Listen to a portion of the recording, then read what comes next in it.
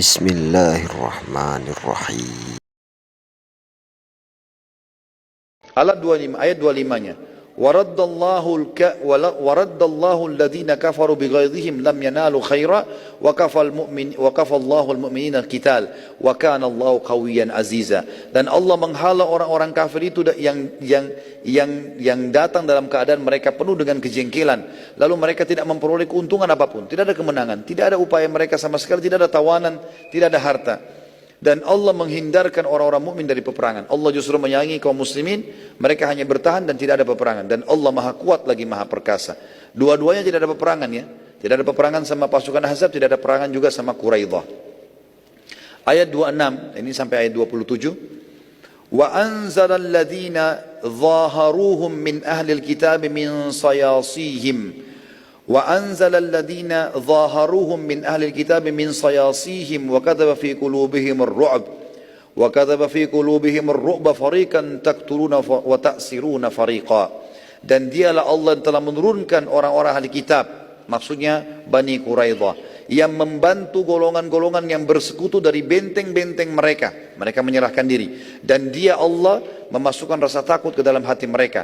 Sebagian mereka telah kalian bunuh dan sebagian lagi kalian tawan. Yang terakhir ayat 27. Wa awrathakum ardahum wa diyarahum wa amwalahum wa ardan lam tata'uha wa kana Allah ala kulli syai'in qadira. Dan dia Allah mewariskan kepada kalian tanah-tanah, rumah-rumah dan harta benda mereka, dan begitu pula tanah yang belum kalian injaki, dan Allah maha kuasa terhadap segala sesuatunya.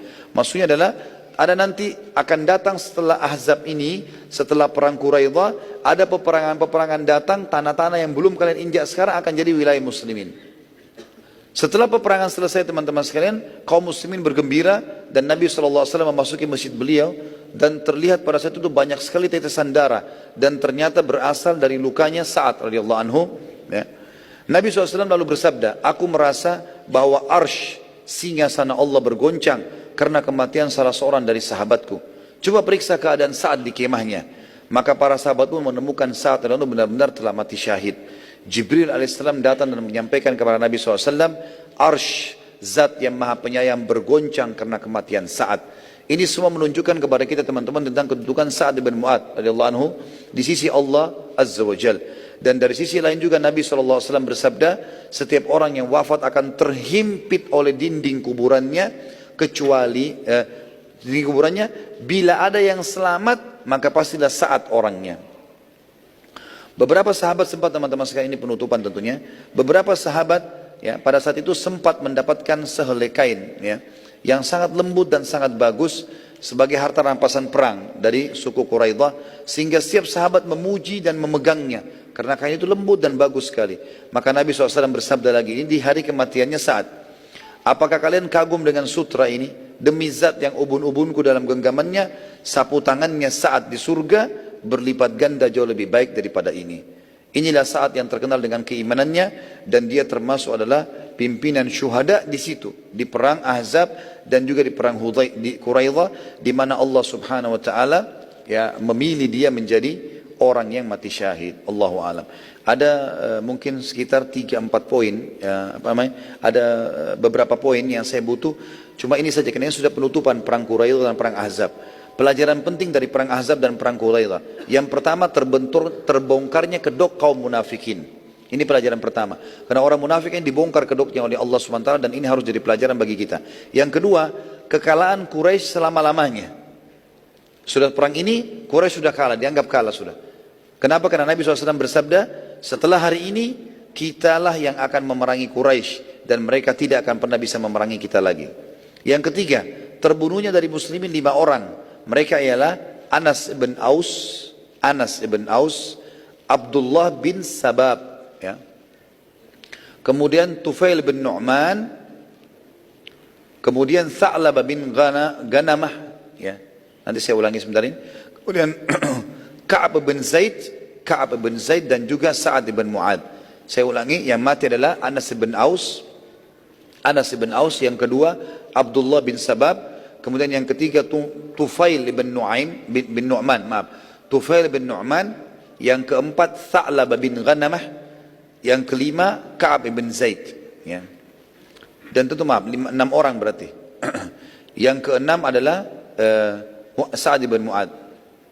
Sementara dari orang kafir terbunuh 3 orang saja, jadi sedikit sekali korban. Yang pertama Munabbih bin Uthman bin Abduddar, ini kena anak panahnya muslimin. Amr bin Wud yang tadi dibunuh oleh Ali bin Abi Thalib. Naufal bin Muawiyah yang dibunuh oleh Zubair bin Awam. Yang kelima, sejarah mengajarkan kepada kaum muslimin untuk bersiap-siap dan jihad di jalan Allah Azza wa Jal. Bila tidak, maka pasti pasukan musuh akan menyerang setiap saat. Maka harus ada kesiapan kita pelajari ilmunya. Satu waktu dibutuhkan, maka kita sudah siap untuk itu, ya. Yang keenam, kekuatan musuh sebanyak dan sebesar apapun akan terkalahkan di hadapan pasukan Allah Azza wa Jal. Semua akan berjalan sesuai dengan fitrah kehidupan manusia yang telah Allah tentukan. Tinggal bagaimana muslimin, ya, berusaha. Yang ketujuh, pentingnya memahami strategi perang dan masuk dalam ikhtiar sambil berdoa kepada Allah memohon kemenangan. Karena ini semua ikhtiar-ikhtiar tadi sudah kita lihat. Nabi SAW ikhtiar, bermusyawarah, sampai muncul ide Salman Al-Farsi, sampai kemudian, ya, ide muncul Naim bin Mas'ud tadi yang diperintahkan untuk mengacaukan pasukan Ahzab dan seterusnya. Yang kedelapan, kebijaksanaan Nabi SAW dalam mengambil keputusan tepat saat, ya, selalu tepat sasaran, baik dan tegas, ya. Sebagaimana beliau sudah mengambil keputusan dan beberapa pelajaran tadi kita ambil. Yang kesembilan, teman-teman, Allah Azza wa Jalla telah mengajarkan pada kaum muslimin dalam surah An-Nahl, surah nomor 16 ayat 126 yang bunyinya, A'udzu billahi minasyaitonir rajim, wa in aqabtum fa'aqibu bimithli ma uqibtum bihi wa la in sabartum lahuwa khairul lis-sabirin. Jika kalian memberi balasan, balaslah dengan balasan yang sama dengan siksaan yang ditimpakan kepada kalian. Akan tapi jika kalian bersabar, sesungguhnya itu lebih baik bagi orang-orang yang sabar. Artinya di sini Allah tidak menyalahkan keputusan untuk membunuh suku Quraidah karena mereka berkhianat. Yang poin 10 dan terakhir adalah seharusnya kaum muslimin menyadari dan meyakini janji-janji Allah Azza wa Jalla, dan salah satu sumber kebenarannya adalah sejarah hidup Nabi Sallallahu Alaihi Wasallam yang tidak boleh kita lupakan. Artinya semua sejarah ini kita pelajari, teman-teman, untuk ambil pelajaran kalau pasti umat Islam akan mendapatkan seperti yang dijanjikan yang terjadi di zaman kehidupan baginda Nabi alaihi salatu wassalam. Dan insya Allah kita akan lanjutkan nanti malam insya Allah bahasan kita tentang ekspansi atau pasukan-pasukan yang Nabi SAW mulai utus. Tujuannya ini untuk menghukum suku-suku Arab yang ikut dalam perang Ahzab.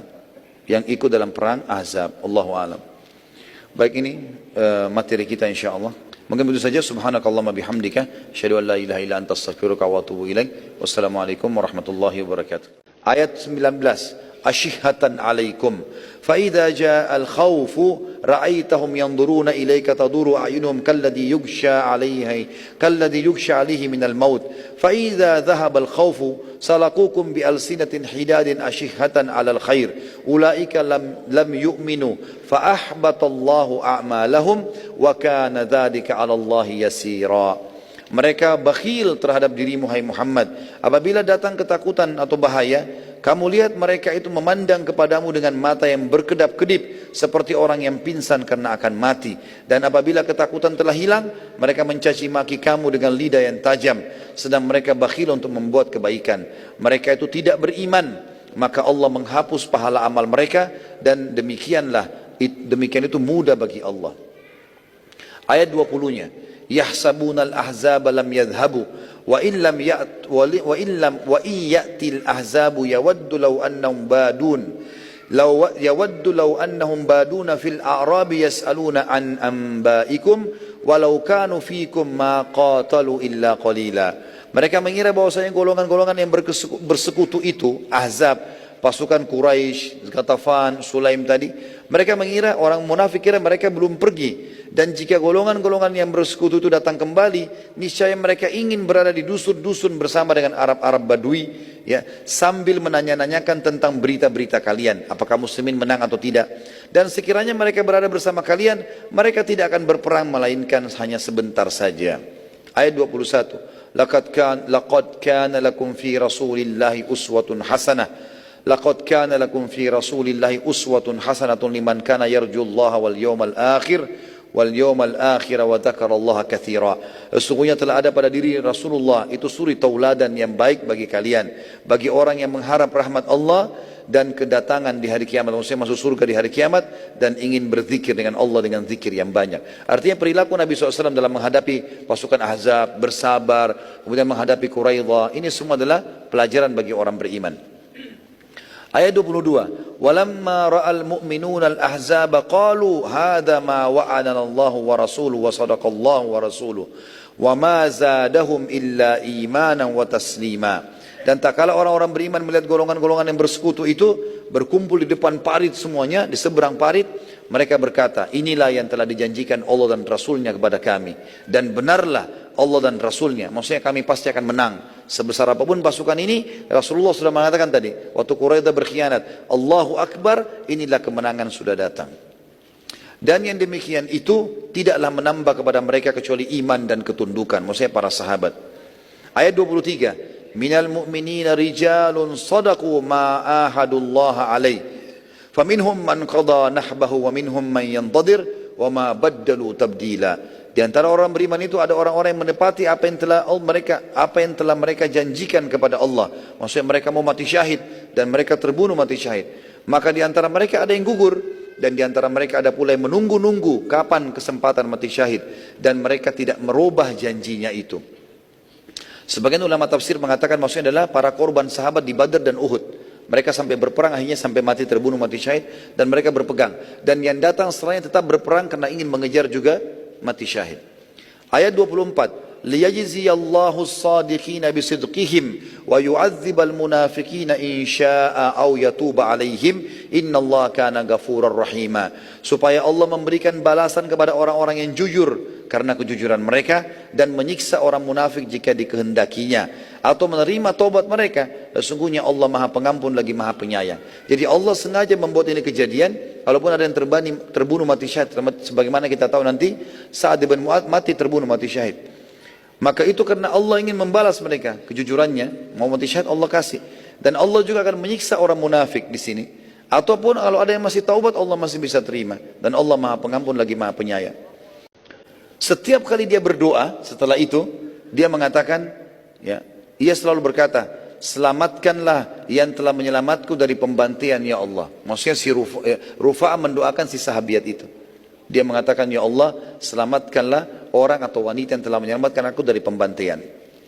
Nabi SAW lalu membagi-bagi para wanita dan anak-anak orang Yahudi sebagai tawanan dan budak muslimin. Yang menjadi bagian Nabi SAW adalah seorang wanita Yahudi bernama Raihana Al-Quradiyah atau sebenarnya Al-Quraidah ya, Al-Quradiyah ini. Sempat Nabi SAW menawarkan baginya Islam dan ia akan dibebaskan dari keterbudakan serta dinikahi oleh Nabi SAW, tapi ia menolak pada awal penawaran. Namun akhirnya ia pun masuk Islam dan Nabi SAW memenuhi janjinya, artinya menikahi wanita ini. Dan ini pelajaran besar teman-teman sekalian. Bagaimana para orang-orang kafir dihiasi amalan mereka oleh syaitan sehingga mereka menganggap perbuatan mereka baik. Sampai tadi Zubair bin Ghabah jelas-jelas akan selamat dan dia tahu ini kebenaran, tapi dia lebih pilih mati dalam keadaan kekufuran dan dia anggap dirinya akan masuk surga. Syaitan menghiasi itu.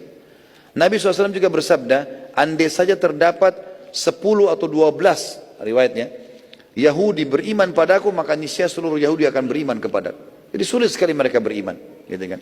Juga pelajaran lain teman-teman sekalian, kalau Islam adalah agama toleransi di tempatnya, di waktunya dan juga di keadaannya. Tapi Islam juga adalah agama yang tegas di waktu, tempat dan keadaannya. Ini harus diketahui. Jadi banyak sekali tawanan perang dan kita tahu dalam Islam dianjurkan untuk dibebaskan. Ya, Allah SWT banyak menyebutkan masalah. Bahkan kata Nabi SAW, bebaskanlah budak, bebaskanlah tawanan, bebaskanlah tawanan. Nabi selalu tawarkan masalah itu. Dan juga pada perang Bani Mustalik, Nabi SAW ya, mengiyakan sahabat pada saat bebaskan semua tawanan perang mereka. Tapi khusus Quraidah, dan kita lihat juga nanti pembebasan kota Mekah ya, satu kota Mekah Nabi bebasin, nggak ada masalah, nggak ada budak, nggak ada tawanan. Tapi Quraidah pengkhianatin, hampir saja mereka menjadi penyebab binasanya kaum muslimin dan hancurnya Madinah pada saat itu. Kita akan tadabburi sekarang teman-teman sekalian surah Al-Ahzab. Nah, sebagai penutupan bahasan kita, surah Al-Ahzab, surah nomor 33 ayat 9 sampai ayat 27. Ini khusus masalah perang Ahzab terjadi. Dan Allah sebutkan atau berikan nama surah ini dengan nama peperangan tadi atau nama kelompok-kelompok itu. Mulai ayat 9 sampai 27. A'udzu billahi minasyaitonir rajim. Ya ayyuhalladzina amanu dzkuru ni'matallahi 'alaikum idz ja'atkum junudun fa arsalna 'alaihim rihan wa junudan lam tarawha wa kana Allahu bima ta'maluna basira. Hai orang-orang yang beriman, ingatlah akan nikmat Allah yang telah dikaruniakan kepada kalian. Ketika datang kepada kalian tentara-tentara musuh, lalu kami kirimkan kepada mereka angin, topan, dan tentara yang tidak kamu melihatnya atau kalian melihatnya. Dan Allah maha melihat apa yang kalian kerjakan. Kata ulama tafsir, ayat ini turun menerangkan kisah Ahzab, yaitu kelompok-kelompok yang dihancurkan pada peperangan Khandak karena menentang Allah dan Rasulnya. Yang dimaksud dengan tentara yang tidak dapat kamu lihat adalah para malaikat yang sengaja datangkan Tuhan atau Allah untuk menghancurkan musuh-musuh Allah itu. Ayat ke-10-nya, إِذْ جَاءُوكُمْ مِنْ فَوْقِكُمْ وَمِنْ أَسْفَلَ مِنْكُمْ وَإِذْ زَاغَتِ الْأَبْصَارُ وَبَلَغَتِ الْقُلُوبُ الْحَنَاجِرَ وَتَظُنُّونَ بِاللَّهِ ظُنُونَا. Ketika mereka datang kepada kalian dari atas, ya, dikatakan dari atas maksud dari arah selatan, dan dari bawah kalian, mereka pun ada yang datang dari penjuru yang lain. Dan ketika tidak tetap lagi penglihatan kalian dan hati kalian naik menyesak sampai ke tenggorokan, maksudnya saking khawatirnya pada saat itu, jangan sampai terjadi kekalahan muslimin. Dan kalian telah menyangka terhadap Allah dengan beragam macam perbasangka. Kalian menganggap bahwa mungkin Allah tidak akan menangkan, mungkin muslimin akan kalah dan seterusnya. Ayat 11-nya kata Allah, Hunalika btuliyal mu'minuna wa zulzilu zilzalan syadida. Disitulah diuji orang-orang beriman dan digoncangkan hati mereka dengan goncangan yang sangat. Kekuatan iman mereka diuji oleh Allah. Ayat 12. Wa idh yaqulul munafiquna walladzina fi qulubihim maradun ma wa'adana Allah wa rasuluhu illa gurura. Ingatlah ketika orang-orang yang munafik berkata, dan orang-orang yang dalam hatinya ada penyakit, ya, Allah dan Rasulnya tidak menjanjikan kepada kami melainkan tipu daya. Ayat 13. Wa idh qalat ta'ifatum minhum ya ahla yathrib la muqama lakum farji'u wa yasta'dhinu fariqum minhumun nabiyya yaquluna inna buyutana auratu wa ma hiya bi'aurah in yuriyuna illa firara. Dan ingatlah ketika orang-orang munafik itu segolongan dari mereka berkata, hai penduduk Yathrib namanya kota Madinah. Ya, tapi tentu setelah pembebasan kota Mekah, Nabi SAW mengganti nama Yathrib menjadi Madinah, tidak boleh lagi dipakai. Mereka mengatakan tidak ada tempat lari buat kalian, maka kembalilah, selamatkan diri saja ke rumah masing-masing. Dan sebagian dari mereka orang munafik meminta izin kepadamu untuk kembali ke rumah mereka dengan berkata, sesungguhnya rumah-rumah kami terbuka, tidak ada penjaga. Rumah-rumah itu sekali-kali tidak terbuka, mereka tidak lain hanya ingin lari saja. Ayat 14-nya. Jadi ayat-ayat ini juga membongkar kedoknya orang-orang munafik. Walau dukhilat alaihim min aqtariha thumma su'ilul fitnata la'atauha wa ma talabbathu biha illa yasira. Kalau seandainya Yathrib atau kota Madinah itu diserang dari seluruh penjuru, kemudian diminta kepada mereka supaya murtad, orang-orang munafik itu, niscaya mereka akan mengerjakannya. Dan mereka tidak akan ragu untuk murtad, melainkan dalam waktu yang sangat singkat. Nanti mereka langsung murtad. Ayat 15. Walaqad kanu ahadullaha min qablu la yuwalluna al-adbar wa kana ahdullahi mas'ula. Padahal mereka sebelumnya telah berjanji kepada Allah, kepada Rasulullah SAW, mereka tidak akan berbalik ke belakang, murtad atau mundur dari peperangan, dan perjanjian dengan Allah akan diminta pertanggungjawaban. Ayat 16. Qul la yanfa'ukumul firaru in farartum minal mauti awil qatli wa idzan la tumatta'una illa qalila. Katakanlah hai Muhammad kepada orang-orang munafik itu, lari itu sekali-kali tidaklah berguna bagi kalian jika kalian mau melarikan diri dari kematian atau pembunuhan, dan jika kamu terhindar dari kematian, kamu tidak juga akan mengecap kesenangan kecuali sebentar saja. Jadi tidak ada gunanya sama sekali. Pasti ini akan jadi masalah buat kalian. Ayat 17-nya. Qul man dhal ladzi ya'simukum minallahi in arada bikum su'an aw arada bikum rahmah wa la yajiduna lahum min dunillahi waliyan wala nasira. Katakanlah hai Muhammad, siapakah yang dapat melindungi kalian dari takdir Allah jika dia menghendaki bencana atas kalian atau menghendaki rahmat untuk kalian? Dan orang-orang munafik itu tidak memperoleh bagi mereka pelindung dan juga penolong selain Allah. Ayat 18-nya. Qad ya'lamullahu al-mu'awwikina minkum wal qailina li ikhwanihim halumma ilaina wa la ya'tuna al-ba'sa illa qalila. Sesungguhnya Allah mengetahui orang-orang yang menghalang-halangi di antara kalian dan orang-orang yang berkata kepada saudara-saudaranya, marilah kepada kami, dan mereka tidak mendatangi peperangan melainkan sebentar. Maksudnya orang-orang munafik semua ini. Mereka cuma mengatakan, sudahlah berbubar aja, enggak usah, mengalah saja, serahkan Madinah dan seterusnya. Saat waktu itu menjawab kaumnya mengatakan dengan kalimat penuh keimanan dan kemuliaan, sudah saatnya saat ya tidak bertoleransi lagi di jalan Allah. Sudah saatnya saat tidak lagi toleransi di jalan Allah. Terus dia ulangi sampai tiba di suku Quraidah. Dan sukunya sudah tahu ini. Sebagian kaum yang cerdas memahami maksud saat dan berkata kepada sebagian yang lain, pasrahlah dan sudah saatnya Quraidah harus binasa. Ketika Sa'ad bin Mu'adz radhiyallahu anhu tiba di benteng Quraidah, sementara seluruh laki-laki Quraidah terbelenggu. Jadi 700 orang tadi dibelenggu semua, diikat, kemudian juga leher mereka dibelenggu, diikat satu sama yang lain. Jadi mereka tidak bisa lari. Maka Nabi SAW pada saat melihat Sa'ad lagi datang, didampingi oleh kaumnya, beliau berkata, berdirilah untuk pimpinan kalian. Dan ini satu kemuliaan yang Nabi SAW muliakan Sa'ad. Ya. Katanya memuliakan pemimpin kaum ini. Maka semua berdiri. Suku Quraidah pada saat melihat kejadian tersebut terkesimak dan penuh kekhawatiran. Kenapa kok terkesimak? Dia melihat kok begitu luar biasa saat dimuliakan oleh Nabi SAW. Mereka tidak sangka dan mereka penuh khawatir jangan sampai saat punya keputusan untuk membunuh mereka. Nabi SAW bersabda, kami telah menyerahkan hukum suku Quraidah kepadamu wahai Sa'ad. Adililah, terserah kamu. Maafin, bunuh, apa saja, terserah. Sa'ad lalu berkata, apakah semua Aus sukuku akan menerima keputusanku? Sengaja beliau tanya dengan suara keras. Orang-orang Aus mengatakan, iya, kami ridho dengan hukumanmu atau hukummu hai Sa'ad. Sa'ad lalu balik menghadap ke suku Khazraj, orang penduduk Madinah yang lain tadi. Ya, dari nanti ada di Ansar, dua-duanya Ansar ini. Apakah Khazraj setuju dengan keputusanku? Khazraj menjawab, iya, kami ridho dengan keputusanmu hai Sa'ad. Sa'ad lalu menghadap ke umumnya kaum muslimin di belakang dan sekitar mereka. Wahai muslimin, apakah kalian semua ridho dengan keputusanku? Kalau aku bilang A, B, B, setuju semua, enggak ada yang bangkang? Mereka mengatakan, iya, kami ridho dengan keputusanmu wahai Sa'ad.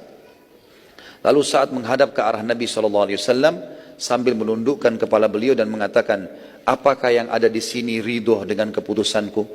Jadi saking santunnya dengan Nabi SAW sampai beliau mengatakan, apakah yang ada di sini ya ridho dengan keputusanku. Dia tidak bisa mengatakan, apakah anda wahai Rasulullah ridho dengan keputusanku, karena menyebutkan kata Rasulullah tinggi sekali. Maka beliau mengatakan kalimat yang lebih sederhana, gitu kan. Jadi tidak mungkin beliau seakan-akan meminta utusan Allah atau membawa namanya Allah lalu meminta ridho dengan keputusan, enggak mungkin. Maka dia mengatakan, apakah yang ada di sini juga ridho dengan keputusanku? Maka Nabi SAW mengatakan, iya wahai Sa'ad, aku sudah ridho. Maka Sa'ad tiba-tiba, teman-teman sekalian, mengangkat kepalanya sambil dengan suara keras mengatakan, aku putuskan seluruh wanita dan anak-anak suku Quraidah menjadi harta rampasan perang dan semua laki-lakinya dibunuh. Gak ada yang boleh lolos. Pengkhianat, bunuh semua. Gak bisa dibiarkan. Saat itu kaum Yahudi, karena mereka agak jauh, yang dia lagi dibelenggu, tidak mendengar keputusan Sa'ad, gitu kan. Sehingga mereka tidak mengetahui apa yang sedang terjadi karena posisi mereka diikat dan agak jauh dari muslimin. Nabi SAW lalu memerintahkan agar dibuat, ya, pada saat itu Nabi SAW berteriak mengatakan begini, Allahu Akbar, sungguh hai Sa'ad, engkau telah menentukan keputusan yang telah ditentukan oleh Allah dari langit ketujuh, dari atas langit ketujuh. Nabi SAW lalu memerintahkan agar dibuat galian-galian yang dalam yang cukup besar, lalu dibawa 10 orang dari suku Quraidah menuju ke lubang tersebut dan dibunuh. Ini pengkhianat semuanya harus dihukum. Sementara yang lain tidak tahu, jadi 10 orang dibawa, digiring, tidak diketahui, seakan-akan tidak mau kemana, digiring, dibunuh, dilempar ke gubang tersebut. Dibawa lagi 10 begitu, jumlah mereka 700. Setelah 10 mati, dibawa lagi 10 dan demikian seterusnya, sehingga seluruh laki-laki mereka akhirnya terbunuh. Beberapa orang Yahudi sempat berkata sama yang lain, waktu lagi tunggu antrian dibunuh itu, beberapa orang-orang Yahudi sempat berkata sama yang lain, kemana kira-kira orang-orang itu dibawa tadi? 10 orang pergi, gitu kan? Ada yang lain yang berakal di antara mereka berkata, sungguh bodoh kalian. Tidakkah kalian lihat 10 orang pergi dan tidak kembali lagi? Pastilah dibunuh gitu. Ya. Ada kisah unik teman-teman sekalian pada saat proses itu terjadi. Jadi pada saat orang-orang Quraidah sudah keputusan begitu, perempuan sama anak-anaknya semua dibagikan kepada muslimin, kemudian laki-lakinya 10 orang dibunuh. Nanti diambil lagi 10. Ada beberapa kejadian unik. Ada satu dari 700 orang itu bernama Zubair bin Ghabah. Orang Yahudi ini. Zubair bin Ghabah. Zubair bin Ghabah ini salah satu ulama Yahudi sebenarnya. Pada saat ia dibawa menuju ke lubang pembantaian, lagi mau dibunuh, ia dilihat oleh seorang dari Aus yang berkata padanya. Ya.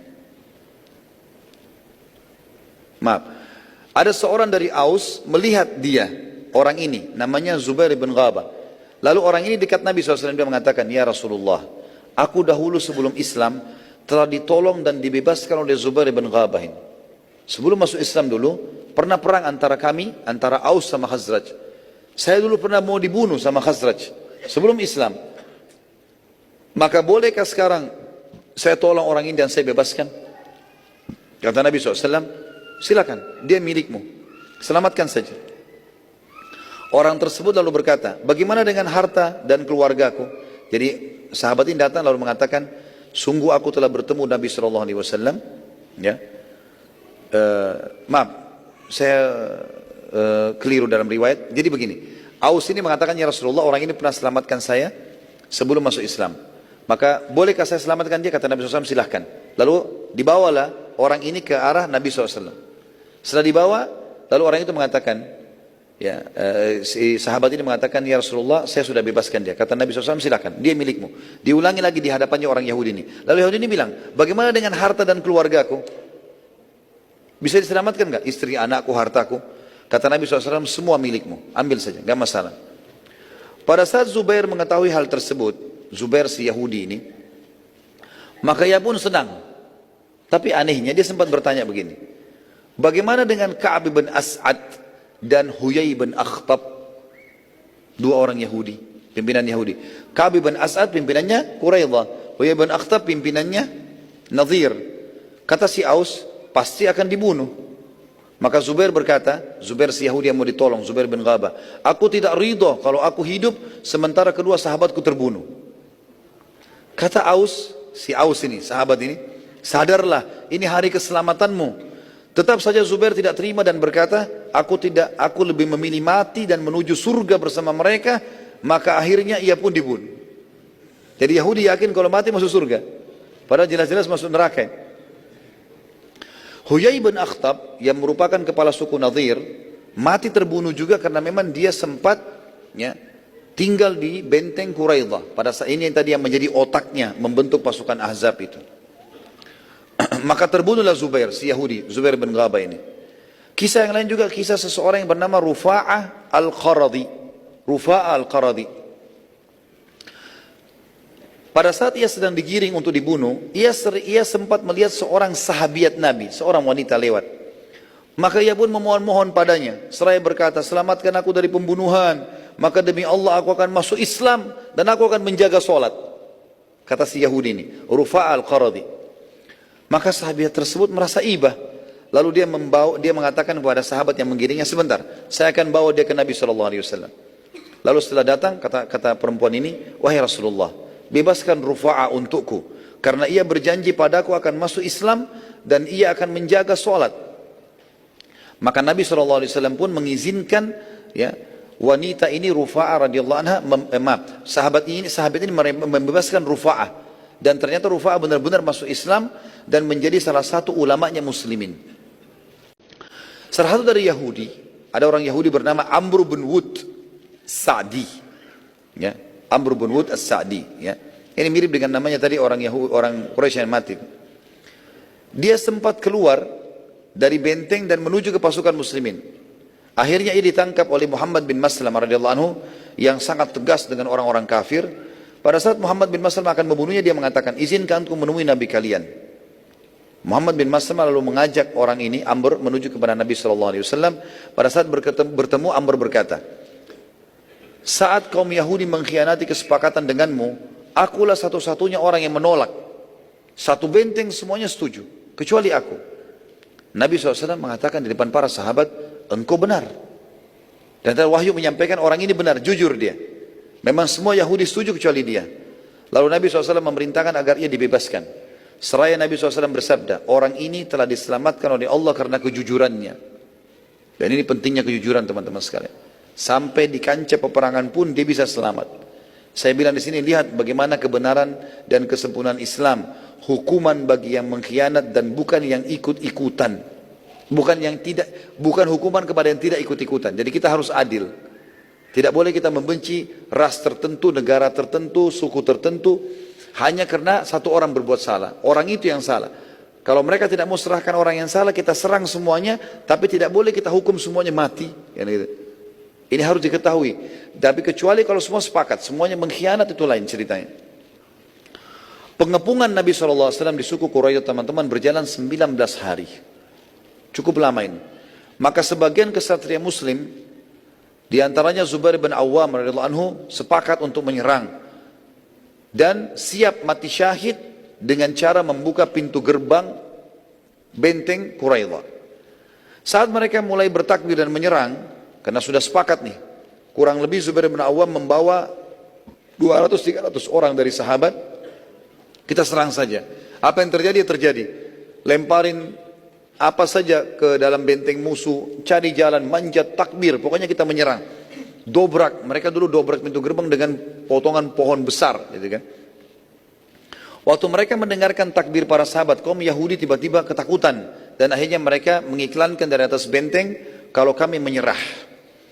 Maka dengan cara inilah orang-orang Yahudi dikalahkan oleh kaum muslimin dengan hikmah Allah SWT. Mereka tidak melawan. Akhirnya semua kaum Yahudi menyerahkan diri, juga harta dan benteng mereka. Dan semua kaum laki-laki mereka yang pada saat itu ahli perang, bukan orang tua, bukan anak-anak, semuanya ditawan. Dan jumlah mereka itu 700 orang. Suku Aus, sekutu suku Quraidah, suku Aus dari muslimin, saat itu mendatangi Nabi SAW dan berkata, wahai Rasulullah, berbuat baiklah pada sekutu kami. Kalau kita masih ingat kisah tentang suku Nadir, sempat dibela oleh Abdullah bin Abi Salul. Suku Nadir dulu, yang waktu diusir dari Madinah, yang mereka mau lempar batu di atas kepala Nabi, sempat kan Nabi mau hukuman mati mereka ya. Tapi sempat datang Abdullah bin Abi Salul, pimpinan orang munafik dari suku Khazraj. Suku Khazraj. Kan Ansar ada dua suku, Khazraj dan Aus. Si Abdullah bin Abi Salul, kepala munafik ini dari suku Khazraj. Dan dia berkata, ya Rasulullah, berbuat baiklah pada sekutu kami. Karena suku Nadir, sekutunya suku Khazraj. Terus saja dia rongrong Nabi sampai Nabi mengatakan, baik, ambil alihlah mereka semua. Sampai akhirnya terbebaskan suku Nadir dari hukuman mati pada saat itu. Kebetulan suku Quraidah partner sekutu dengan suku Aus. Tangkap ini ya? Hah? Gak ada suara, senyap ini. Jangan sampai karena sudah 3 jam materi terus kemudian hilang ingatannya. Jadi sekarang tadinya suku Nadir selamat karena sekutunya suku Khazraj menolongnya. Dikepalai oleh Abdullah bin Abi Salul orang munafik. Sekarang suku Quraidah mau dihukum mati oleh Nabi SAW. Tapi ada sekutunya dari Ansar, gitu kan? Itu adalah suku Aus. Suku Aus datang mengatakan, ya Rasulullah, berbuat baik pada sekutu kami. Sebagaimana dulu anda izinkan suku Khazraj berbuat baik pada pada Nadir. Nabi SAW sempat bingung waktu itu. Al-Mati kata di sini mengambil keputusan, lalu mencoba menawarkan pada suku Aus, kira-kira apa keputusannya? Maka pada saat orang saling bertanya satu sama yang lain, maka Nabi SAW bertanya, siapa kira-kira di antara Aus yang siap mengambil keputusan? Maka suku Aus mengatakan yang terbaik adalah pimpinan kami, dan pimpinannya adalah Sa'ad ibn Mu'ad radhiyallahu anhu. Coba kita rentet kembali Sa'ad bin Mu'adz ke belakang teman-teman sekalian. Dia tadi yang diutus oleh Nabi SAW dengan Sa'ad bin Ubadah untuk ke benteng Quraidah. Dan dia yang bilang sama Sa'ad bin Ubadah, sudah nggak usah caci maki. Ada yang lebih besar, pedang antara kita sama mereka. Kan gitu. Maka ini tanpa disadari dengan hikmah Allah. Orang-orang Aus bilang, kan orang Aus tadi bilang, ya Rasulullah, berbuat baiklah, jangan hukum mati mereka. Artinya maafin aja, keluarin dari Madinah sudah nggak ada masalah. Nabi SAW mengatakan, sebagaimana anda memberikan Hazraj kesempatan memaafkan Nadir. Kata Nabi SAW, siapa yang menentukan keputusan di antara kalian, yang kalian setuju semua? Mereka tidak sadar, mereka mengatakan, pimpinan kami Sa'ad bin Mu'adz. Sa'ad bin Mu'adz ini sangat benci dengan Quraidah, gitu kan? Aus berkata, menjawab, Sa'ad bin Mu'adz pimpinan kami ridho, wahai Rasulullah. Dia saja. Dalam riwayat kata Nabi SAW, bagaimana kalau Sa'ad bin Mu'adz yang menentukan? Mereka mengatakan, kami ridho ya Rasulullah, itu pimpinan kami, sudah tepat. Ya. Pada saat berita itu terdengar oleh orang-orang Yahudi Quraidah, maka mereka serentak berkata, kami ridho bila Sa'ad bin Mu'adz, karena dia adalah sekutu kami. Jadi ini juga orang-orang Yahudi lupa ini. Kalau mereka tadi sempat caci maki Sa'ad bin Mu'adz. Ya. Sa'ad bin Mu'adz teman-teman, yang tadi kita bahasakan juga masih ingat, dia kena anak panah di dadanya. Lagi sakit diobati di dalam Masjid Nabawi. Jadi lagi parah sekali. Waktu beliau lagi sakit terkena panah, beliau sempat berdoa, ya, dan berkata begini, ya Allah, bila seandainya setelah hari ini akan ada pertemuan lagi Rasulmu dengan Quraisy, maka hidupkanlah aku. Maksudnya setelah perang ini langsung, setelah Ahzab, Rasulullah masih suruh kami menyerang, ya, maka hidupkan aku ya Allah, jangan sampai aku mati. Tentu nanti ada penyerangan ke Mekah kan. Tapi di sini teman-teman sekalian adalah kalau setelah ini ada peperangan lagi, Nabi suruh serang, jangan matikan saya Allah, hidupkan. Dan bila tidak lagi peperangan dengan Quraisy, maka wafatkan aku ya Allah. Dan jangan wafatkan aku kecuali setelah aku menyaksikan kehancuran suku Quraidah. Dan akhirnya Allah pun mengijabah doa ya Sa'ad bin Mu'adz. Kita lihat teman-teman sekalian bagaimana prosesi agung ya hukuman yang berat kepada suku Quraidah ini. Sa'ad bin Mu'adz lagi sakit parah, sampai-sampai tidak bisa berjalan dan ditopang oleh orang-orang sukunya. Akhirnya sukunya pun menyiapkan kuda, kemudian ditopang di atas dan dipegang dengan beberapa orang kuda tersebut, didampingi kakinya, kemudian dipegangi seterusnya sampai akhirnya dia bisa menuju ke benteng suku Quraidah. Karena kan tadi dia sakit parah, nggak bisa bergerak. Makanya waktu Nabi SAW ke suku Quraidah, Sa'ad bin Mu'adz tidak ikut di situ. Dalam perjalanan, lagi jalan, suku-sukunya dia dari Austria datang mengelilingi, mengatakan, berbuat baiklah dengan suku-suku kami. Gitu. Maksudnya suku Quraidah maafin aja, gitu kan. Dan ini kita lihat teman-teman bagaimana kebaikan hatinya orang-orang Madinah ya. Makanya luar biasa, kata Nabi SAW, mencintai Ansar adalah bagian daripada keimanan. Dan membenci Ansar adalah bagian dari kemunafikan. Penduduk asli Madinah. Mereka sudah tahu Quraidah pengkhianat, mereka masih minta Rasulullah untuk maafkan. Suku Quraidah teman-teman sekalian, mereka berkhianat tadi. Sudah kita tahu kesepakatan dengan Nabi SAW dan Muslimin. Dan pengkhianatan mereka sangat berbahaya terhadap kota Madinah dan Muslimin. Di sini pelajaran penting. Tidak bolehnya menunda hukuman terhadap para pengkhianat agama. Karena mereka akan mengulanginya kalau dibiarkan. Pengkhianat agama nggak boleh sama sekali. Kalau gini, jadi dalam Islam gini teman-teman. Kalau sesuatu perbuatan terjadi, kepergok, dihukum. Walaupun sudah minta maaf.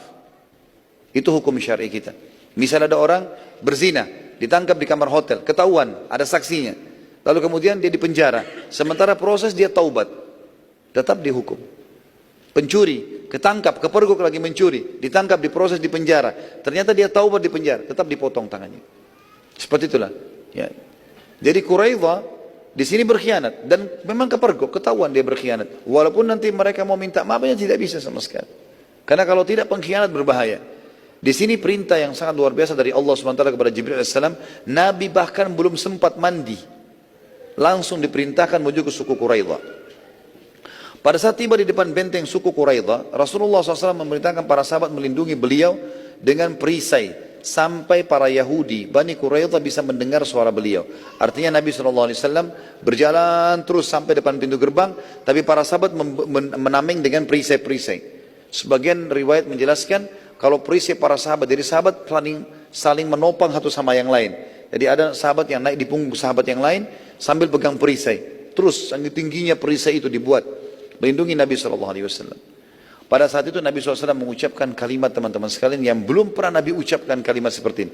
Nabi orangnya selalu santun kalau bertutur kata, tapi pada saat itu Nabi mengatakan, wahai saudaranya kera dan babi, telah datang dari Allah Azza wa Jal, Allah yang maha mulia dan maha tinggi, penghinaan dan kehancuran kalian.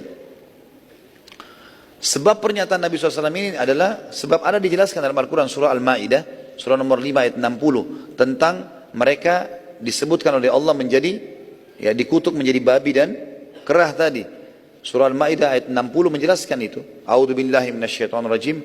Qul hal unabbi'ukum bi syarrin min dzalika mathubatan 'indallah man la'anahu Allah wa ghadiba 'alaihi wa ja'ala minhumul qiradata wal khanazir wa ja'ala minhumul qiradata wal khanazira wa 'abada at-taghut ulaika syarrum makana wa adhallu an sawa'is sabil. Katakanlah, apakah akan aku beritahukan kepada kalian tentang orang-orang yang lebih buruk pembalasannya daripada orang-orang fasik itu di sisi Allah, yaitu orang-orang yang dikutuki dan dimurkai Allah. Di antara mereka ada yang dijadikan kerah dan babi, dan orang-orang yang menyembah tagut atau selain daripada Allah. Mereka itu lebih buruk tempatnya dan lebih tersesat dari jalan yang lurus. Yang Allah masukkan adalah orang-orang Yahudi. Dan ini juga perbuatan mereka karena mereka melanggar memancing di hari Sabtu, sebagaimana Allah sebutkan dalam surah Al-Baqarah ayat 65. Suku Quraidah pada saat itu mengetahui akibat pengkhianatan mereka, dan Quraisy semuanya sudah pulang, Ahzab sudah bubar. Maka mereka pun berusaha meminta maaf dan mengakui kesalahan mereka. Tetapi Nabi SAW tidak menerimanya, kecuali mereka menyerah dan tunduk dengan hukum Nabi SAW. Mereka menolak tunduk pada hukum Nabi SAW karena mereka sadar kalau mereka akan dihukum berat atas pengkhianatan itu. Mereka lalu mengirim surat kepada Nabi SAW. Kirimkanlah kepada kami sekutu kami dari kalian agar kami bisa bernegosiasi dengannya. Nabi SAW mengutus pada mereka seseorang sahabat bernama Abu Lubabah radhiyallahu anhu. Pada saat Abu Lubabah tiba, pemimpin suku Quraidah meminta saran. Abu Lubabah mengatakan tidak ada jalan lain kecuali kalian menyerah. Salah satu dari Yahudi berkata, kira-kira bila kami menyerah diri kami pada Muhammad, apa yang akan ia lakukan? Kata Abu Lubabah, tanpa aku sadari tiba-tiba tanganku sudah mencekik lehernya sambil berkata, pastilah kalian akan dibunuh. Gitu kan. Karena para sahabat sudah sangat jengkel dengan suku Quraidah ini. Bagaimana mereka berkhianat tadinya. Maka spontan para Yahudi mengatakan, kalau demikian kami tidak akan menyerahkan diri. Kami tidak akan menyerahkan diri. Abu Lubabah lalu balik bertanya, baru balik ke masjid Nabi SAW, lalu berkata, wahai Rasulullah, aku telah binasa karena aku telah mengkhianati Allah dan Rasulnya. Kata Nabi SAW bertanya, mengapa? Apa yang kau lakukan? Dia mengatakan, aku menyatakan kalau anda akan menghukum mati mereka, maafkan hak wahai Rasulullah. Padahal Nabi belum sampaikan itu. Nabi hanya sekedar meminta Abu Lubabah untuk bernegosiasi sama mereka, mendengar apa yang mereka mau. Nabi SAW menjawab, aku tidak akan mengambil keputusan sampai Allah yang menentukan, hai Abu Lubabah. Karena memang Allah yang menurunkan hukuman akan membunuh mereka, menghukum mereka. Tapi itu belum boleh dibilang. Ya. Abu Lubabah karena merasa bersalah, maka ia pun mengikat dirinya di tiang masjid, ya, sampai dan hanya melepaskan diri pada saat sholat atau buang hajat saja. Sementara makan dan minum hanya disuapkan oleh kerabatnya saja. Hal ini bertahan sampai 6 hari. Akhirnya Allah Subhanahu wa taala menurunkan firman-Nya dalam surah At-Taubah, surah nomor 9 ayat 102 kepada Abu Lubabah radhiyallahu anhu. At-Taubah surah nomor 9 ayat 102. A'udzu billahi minasyaitonir rajim wa akharuna i'tarafu bi dzunubihim kharatu amalan salihan wa akhara sayyi'an asallahu an yatuba alaihim innallaha ghafurur rahim. Ada pula orang-orang lain yang mengakui dosa-dosa mereka. Mereka mencampur baurkan pekerjaan yang baik dengan perbuatan pekerjaan lain yang buruk. Mudah-mudahan Allah menerima tobat mereka. Sesungguhnya Allah Maha Pengampun lagi Maha Penyayang. Jadi pada saat itu teman-teman sekalian, memang perintah Nabi SAW, dengarkan saja. Dengarkan saja, jangan buat yang lain. Tapi Abu Lubabah bilang, saya tidak sadar. Waktu mereka minta saran, kira-kira kalau kami menyerah diapakan? Kata Abu Lubabah, tiba-tiba tangan saya sudah mencekik leher dan mengatakan, pastilah kami akan bunuh kalian. Seperti itulah. Kita kembali ke kisah kita, atau ke lanjutan bahasan. Sementara di benteng suku Quraidah, kepanikan dan ketakutan meliputi mereka. Dalam kondisi di benteng mereka serba ada, cukup dengan makanan, minuman, serta kebutuhan lainnya. Tapi ketakutan telah Allah masukkan dalam hati mereka melalui Jibril alaihissalam tadi. Terjadilah musyawarah di antara pimpinan mereka, atau musyawarah, dan pimpinan mereka Ka'ab bin As'ad mengumpulkan pemuka-pemuka kaumnya seraya berkata, kalian sudah melihat dan mengetahui bagaimana keseriusan Muhammad dan sahabat-sahabat dalam mengepung dan akan menyerang kita. Para pemuka bertanya kepada Ka'ab bin As'ad, apa saran anda? Kata Ka'ab, pilih hanya satu dari tiga. Mereka bertanya, apa itu? Ka'ab berkata, yang pertama, demi Allah, kalian tahu kalau Muhammad benar-benar Nabi. Tidak ada yang tidak tahu ini. Maka kita semua beriman padanya karena Muhammad tidak akan membunuh sahabatnya. Ini pilihan pertama dari kepala mereka, dari Ka'ab bin As'ad, kepala suku mereka, raja mereka. Para pemuka Yahudi mengatakan, kalau itu jelas dari dulu kami menolak. Kebodohan mereka, tidak mau beriman. Lalu apa yang kedua? Kata Ka'ab, yang kedua, kita membunuh semua wanita-wanita dan anak-anak kita. Lalu kita menyerang dalam satu serangan. Serang saja, habis-habisan. Bila kita menang, maka kita akan mengganti wanita dan anak-anak kita dengan wanita dan anak-anak muslimin. Dan jika kita kalah, kita semuanya mati terbunuh, anak-anak dan istri-istri kita atau perempuan kita tidak akan jadi rampasan. Tidak akan jadi rampasan perang muslimin. Para pemuka Yahudi juga menolak. Mereka mengatakan, apa dosa mereka? Kenapa mereka harus mengalami itu? Apa yang ketiga? Kata Ka'ab, malam ini malam Sabtu. Umumnya Muhammad dan sahabatnya beristirahat. Kalau akan, maksudnya ini adalah Sabtu malam ya. Karena kan kemarin Ahzab sudah bubar. Hari ini sekarang hari Sabtu. Malam, tapi masih hari Sabtu. Umumnya Muhammad dan sahabatnya beristirahat kalau akan menyerang Yahudi di malam Sabtu. Dan hari Sabtu, ya, karena mereka mengetahui kalau Yahudi tidak berperang pada saat itu. Maka kita serang saja mereka malam ini. Yahudi menolak dan berkata, wahai Ka'ab, Anda sangat mengetahui bagaimana pelanggar pancingan pada hari Sabtu diubah dan dikutuk oleh Allah menjadi kera dan babi. Maka kami juga tidak bisa melakukannya. Ka'ab berkata, kalau demikian demi Allah kalian sudah tidak ada lagi. Tidak ada lagi pilihan lain, tidak bisa melakukan apa-apa. Dan benar mereka akhirnya tidak dapat melakukan apa-apa sama sekali. Saat memasuki kemah, tiba-tiba perasaan hangat tadi hilang. Dan aku menggigil, baru terasa dingin lagi gitu. Tadi hilang gitu. Nabi SAW merasakan keberadaanku, lalu beliau pun menutup tubuhku pada saat selesai sholat. Beliau pun berdiri lalu menutup tubuhku dengan jubah beliau SAW, lalu beliau melanjutkan sholat. Nabi SAW tetap sholat. Selepas selesai sholat, Nabi SAW bertanya kepadaku, apa informasinya? Aku pun memberitakan semuanya.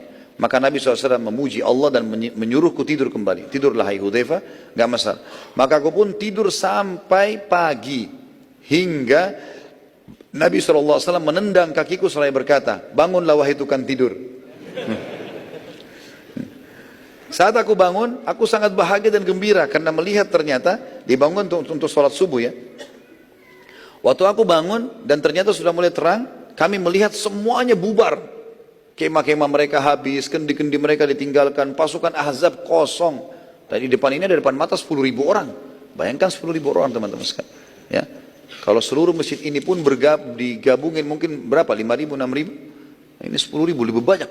Luar biasa gitu. Ya.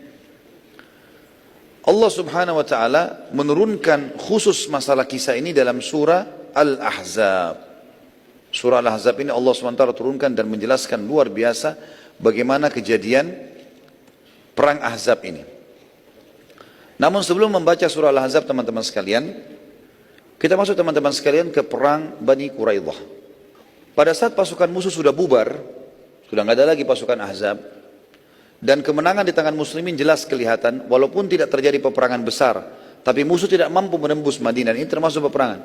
Dan perbekalan mereka sudah habis, para musuh-musuh. Demikian pula dengan ide-ide dan semangat perang mereka. Dan kita sudah lihat juga bagaimana Allah subhanahu wa ta'ala mendatangkan kemenangannya dengan dua kejadian. Kejadian pertama adalah masuk Islam yang Nabi Mas'ud tadi yang mengacaukan pasukan musuh dengan hikmah Allah. Yang kedua, Allah SWT kirimkan angin yang sangat dingin dan menghembus dengan sangat keras pada malam itu, ya, sehingga akhirnya membubarkan pasukan Ahzab. Allah menceritakan dalam surah Al-Ahzab, surah nomor 33 ayat 25, ayat 25-nya, A'udzu billahi minasyaitonir rajim. وَرَدَّ اللَّهُ الَّذِينَ كَفَرُوا بِغَيْظِهِمْ لَمْ يَنَالُوا خَيْرًا وَكَفَى اللَّهُ الْمُؤْمِنِينَ قِتَالًا وَكَانَ اللَّهُ قَوِيًّا عَزِيزًا. Dan Allah menghalau orang-orang kafir itu yang keadaan mereka penuh dengan kejengkelan pada saat itu. Mereka sudah yakin bisa menang. Lagi mereka tidak memperoleh keuntungan apapun. Dan Allah menghindarkan orang beriman dari peperangan. Dan Allah maha kuat lagi maha perkasa. Imam Bukhari meriwayatkan dari Abdullah bin Syaibah bin Numair bin Hisham dari ayahnya. Dari Aisyah radhiyallahu anha mengisahkan, saat Rasulullah SAW kembali dari perang Khandak, dari parit, pagi harinya sudah menang, Nabi SAW pulang ke rumahnya. Lalu beliau menaruh senjata dan hendak mandi, masuk ke rumah. Tiba-tiba malaikat Jibril mendatanginya dan berkata, engkau meletakkan senjatamu wahai Muhammad, sementara kami demi Allah dari kalangan malaikat tidak akan meletakkannya. Karena itu keluarlah, temui mereka. Nabi SAW bertanya, keluar kemana? Lalu Jibril menunjuk ke sana sambil menunjuk ke arah suku atau Bani Quraidah, bentengnya. Maka Nabi SAW pun segera bangkit lalu kemudian memakai kembali baju perangnya dan membawa pedangnya. Dalam riwayat Bukhari yang lain diriwayatkan dari Musa, dari Jarir ibn Hisham, dari Humaid dari Hilal, dari Humaid bin Hilal dari Anas bin Malik radhiyallahu anhu yang mengungkapkan seakan-akan saya melihat debu mengepul di lorong Bani Ganam, ya. Karena iring-iringan malaikat Jibril yang mengawal Rasulullah SAW bergerak menuju Bani Quraidah. Jadi artinya para sahabat itu sangat yakin karena Nabi SAW keluar lalu mengatakan, janganlah seseorang di antara kalian keluar, janganlah seseorang di antara kalian sholat, ya, sampai dia tiba di Quraidah. Sholat sampai dia tiba di Quraidah. Dalam riwayat yang lain, dari Nabi SAW mengatakan, dan Jibril telah datang kepadaku menyuruhku untuk pergi ke sana. Maka para sahabat yakin kalau Nabi SAW sedang bersama dengan malaikat. Karena Nabi SAW jalan, diikuti sahabat tapi ngepulan debunya banyak sekali. Maka kata Anas bin Malik, saya menyaksikan iring-iringan, dan maksudnya menyaksikan iringan malaikat ini, dilihatlah debu-debu yang berterbangan itu. Dari riwayat Imam Ahmad dari Hasan, dari Hammad bin Salamah, dari Hisham bin Urwah, dari ayahnya, dari Aisyah radhiyallahu anha, beliau menyampaikan, seusai perang Ahzab, Rasulullah SAW masuk ke kamar mandi guna mengguyur tubuh beliau sallallahu alaihi wasallam. Kemudian malaikat Jibril mendatangi beliau. Aku melihat malaikat Jibril di celah-celah rumah telah melumuri kepalanya dengan debu.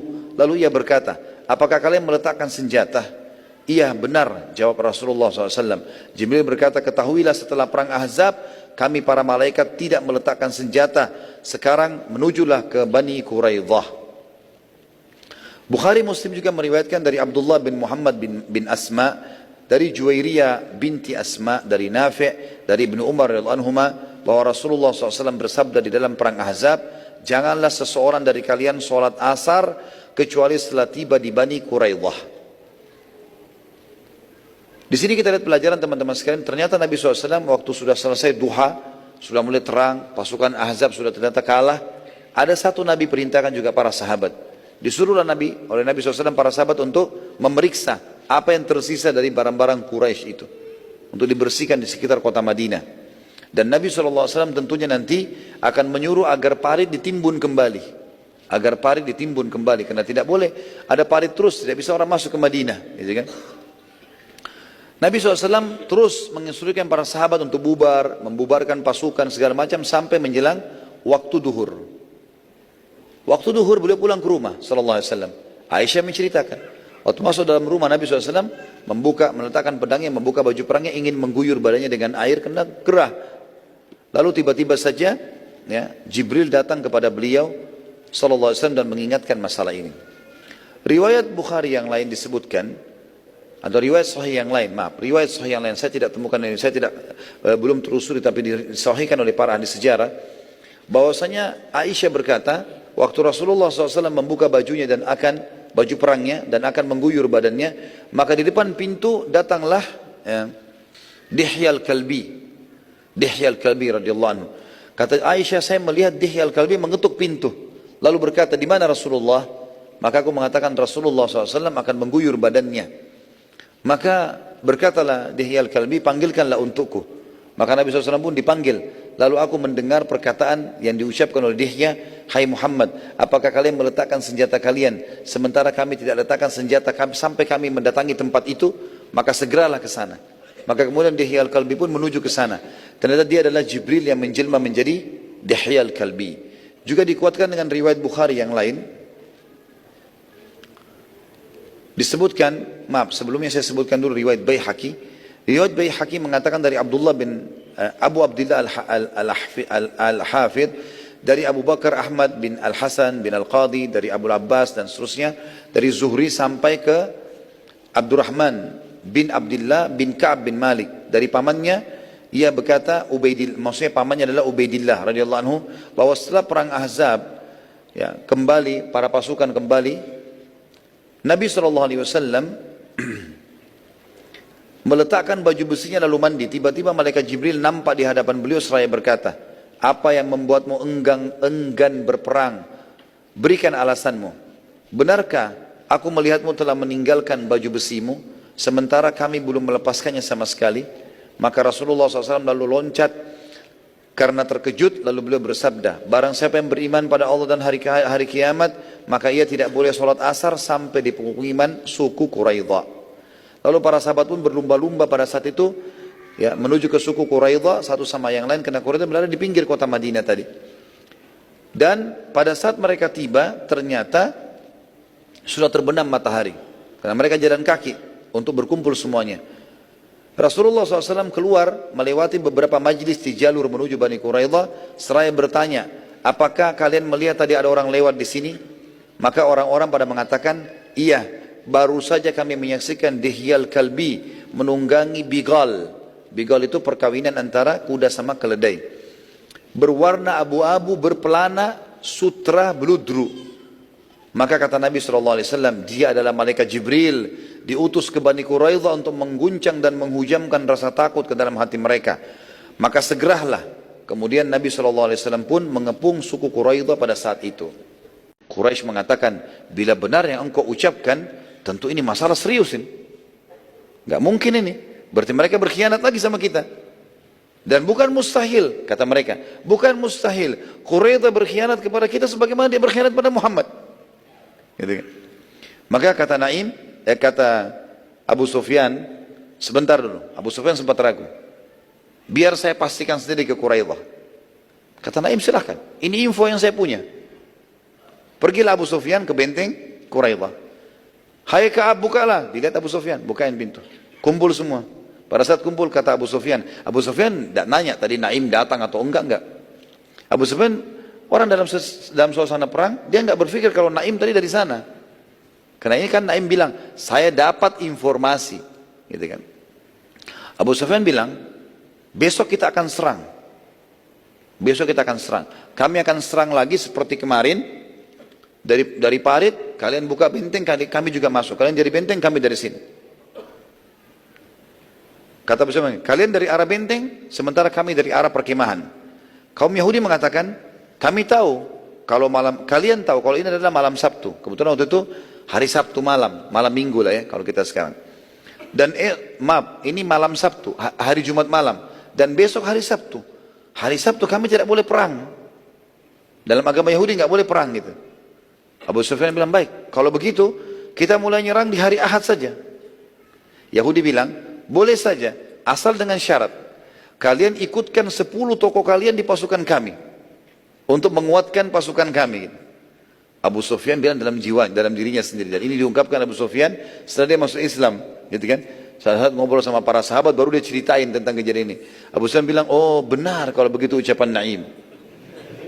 Tadi kan mau minta 10 orang. Abu Sufyan maksudnya dengan cara lain dia bertanya gitu. Abu Sufyan bilang, baiklah, saya akan musyawarah dengan tokoh-tokoh Quraisy sekarang.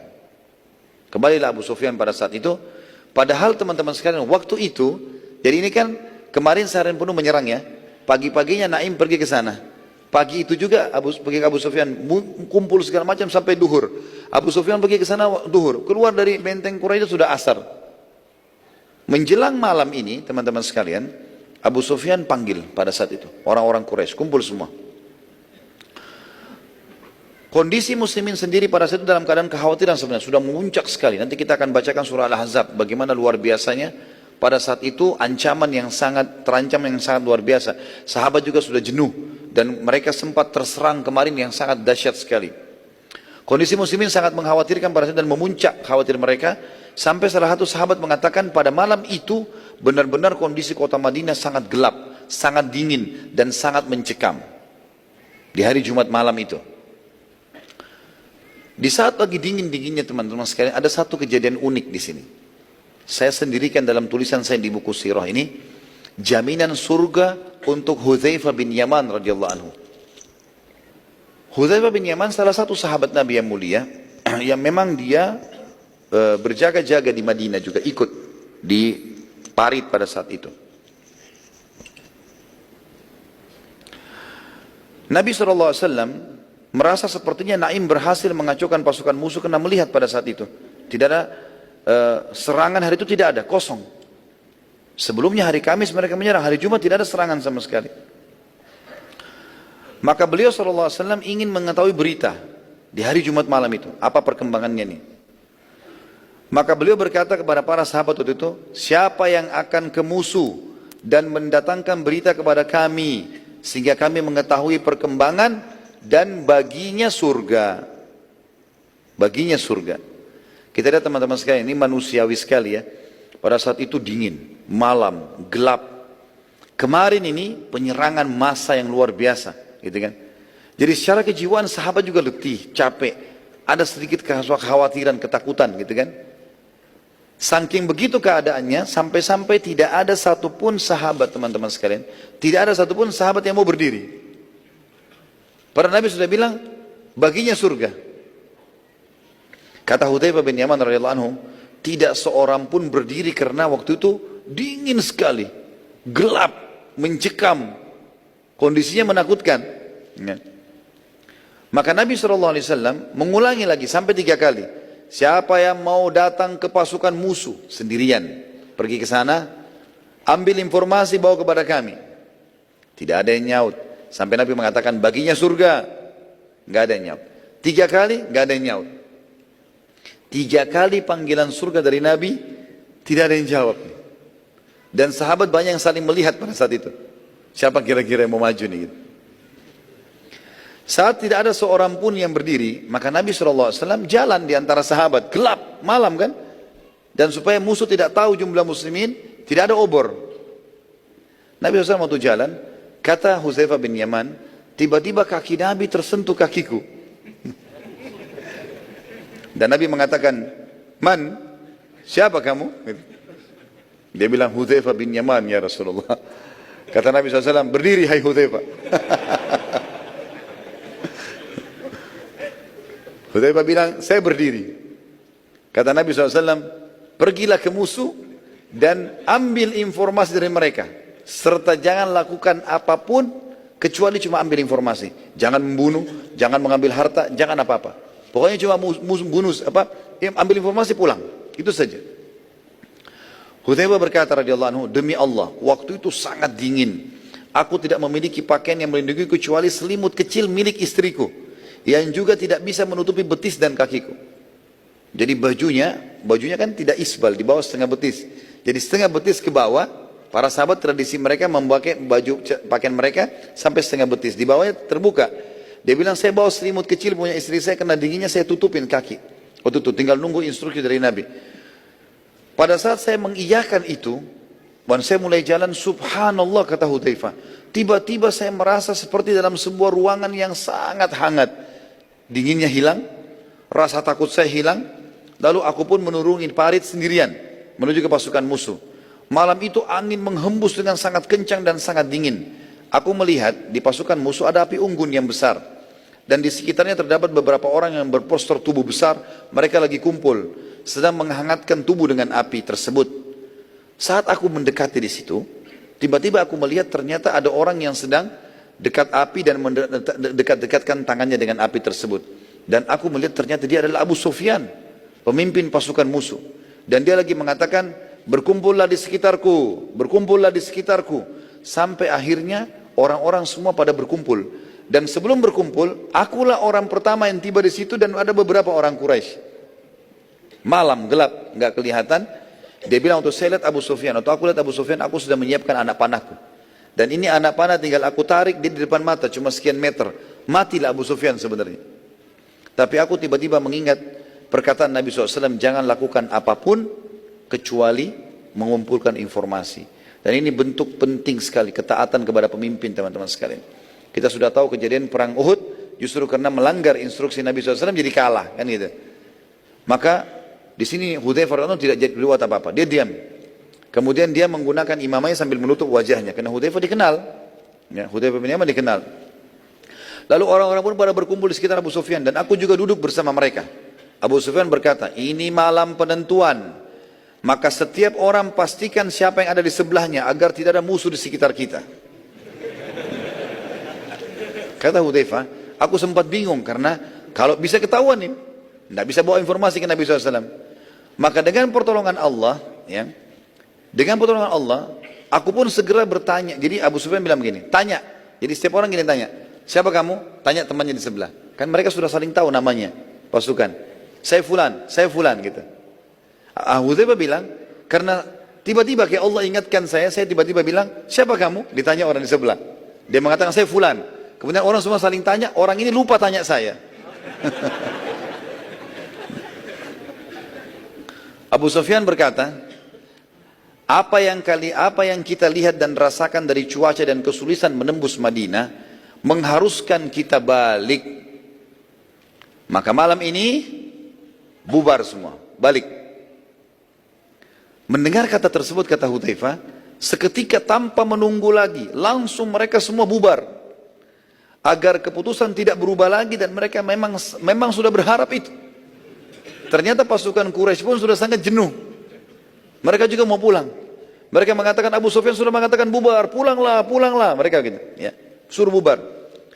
Aku pun lalu balik ke arah muslimin sampai tiba di kemah Nabi alaihissalatu wassalam, dan Nabi sedang sholat malam waktu itu, di malam hari Jumat malam itu.